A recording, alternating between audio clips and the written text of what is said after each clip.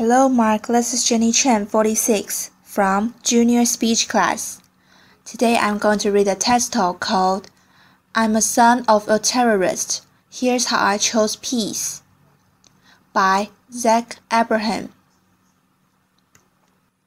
On November 5, 1990, a man named El Sayed Nusayr walked into the hotel in Manhattan and assassinated rabbi Meir Kahane, the leader of the Jewish Defense League. Nusayr was initially found not guilty of the murder, but while serving time on lesser charges, he and the other men began planning attacks on a dozen New York City landmarks, including tunnels, synagogues, and the United Nations headquarters. Thankfully, those plans were foiled by an FBI informant. Sadly, the 1993 bombing of the World Trade Center was not. Nusayr would eventually be convicted for his involvement in the plot. El Sayed Nusayr is my father. I was born in Pittsburgh, Pennsylvania in 1983 to him, an Egyptian engineer, and a loving American mother and grade school teacher, who together tried their best to create a happy childhood for me. It wasn't until I was 7 years old that our family dynamic started to change. My father exposed me to a side of Islam that few people, including the majority of Muslims, get to see.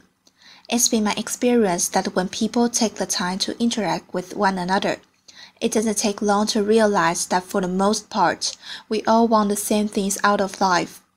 However, in every religion, in every population, you'll find a small percentage of people who hold so firmly to their beliefs that they feel they must use any means necessary to make others live as they do.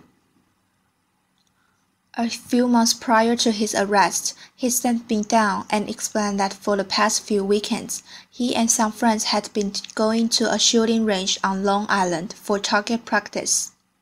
He told me I'd be going with them the next morning.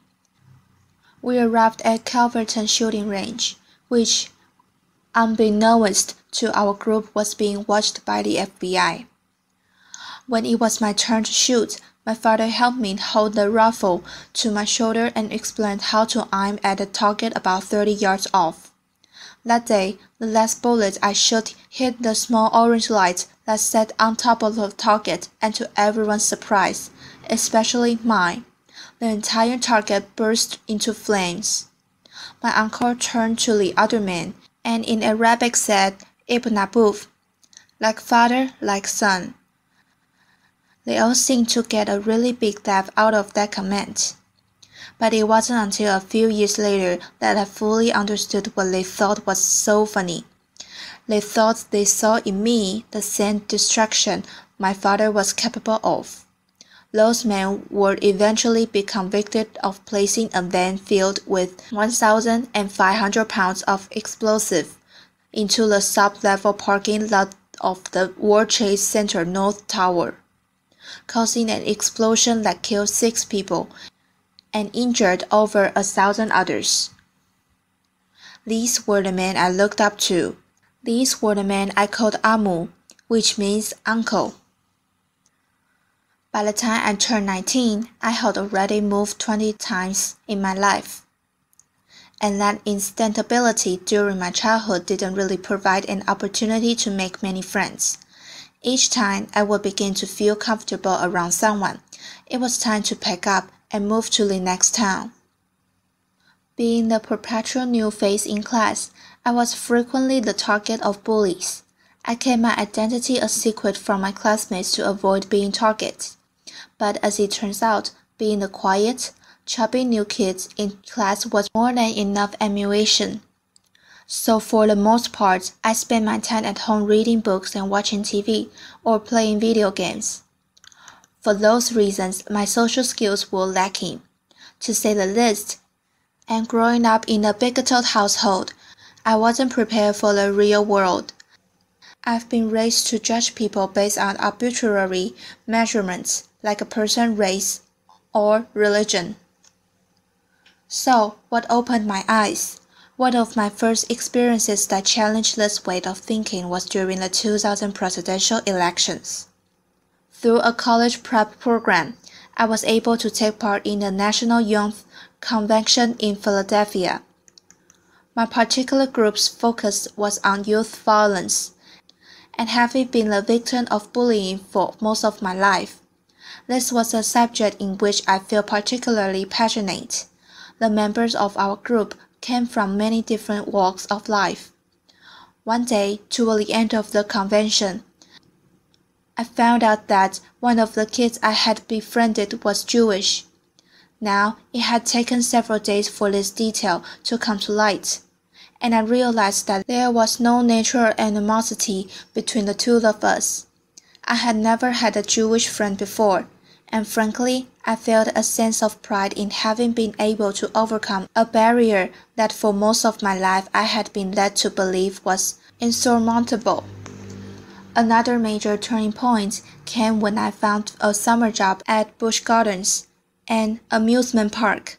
There, I was exposed to people from all sorts of faiths and cultures, and that experience proved to be fundamental to the development of my character. Most of my life, I'd been told that homosexuality was a sin, and by extension, that all gay people were a negative influence. As chance would have it, I had the opportunity to work with some of the gay performers at a show there, and soon found that many were the kindest, least judgmental people I had ever met. Being bullied as a kid created a sense of empathy in me toward the suffering of others, and it comes very unnaturally to me to treat people who are kind in any other way than how I would want to be treated. Because of that feeling, I was able to contract the stereotypes I'd been told as a child with real-life experience and interaction. I don't know what it is like to be gay, but I'm well acquainted with being judged for something that's beyond my control. Then there was The Daily Show, on a nightly basis.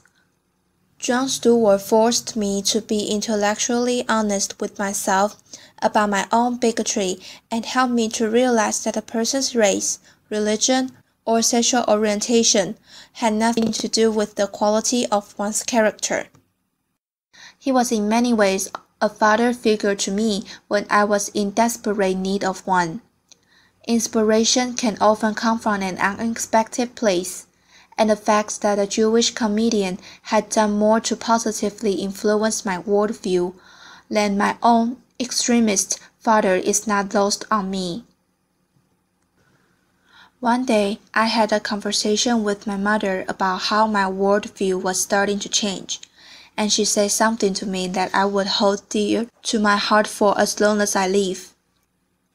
She looked at me with the wary eyes of someone who had experienced enough dogmatism to last a lifetime, and said, "I'm tired of hating people."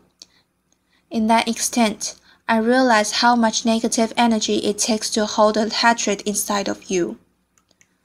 Zac Efron is not my real name. I changed it when my family decided to end our connection with my father and start a new life. So what would I out myself and potentially put myself in danger? Well, that's simple. I do it in the hopes that perhaps someone someday who is compelled to use violence may hear my story and realize that there is a better way.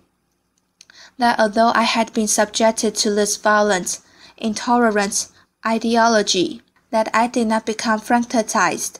Instead, I choose to use my experience to fight back against terrorism, against the bigotry. I do it for the victims of terrorism and their loved ones, for the terrible pain and loss that terrorism has forced upon their lives. For the victims of terrorism, I will speak up against these senseless acts and condemn my father's actions. And with that simple fact, I stand here as proof that violence isn't inherent in one's religion or race, and the son does not have to follow the ways of his father. I am not my father. Thank you. Applause. Thank you, everybody. applause. Thank you all, applause. Thanks a lot, applause.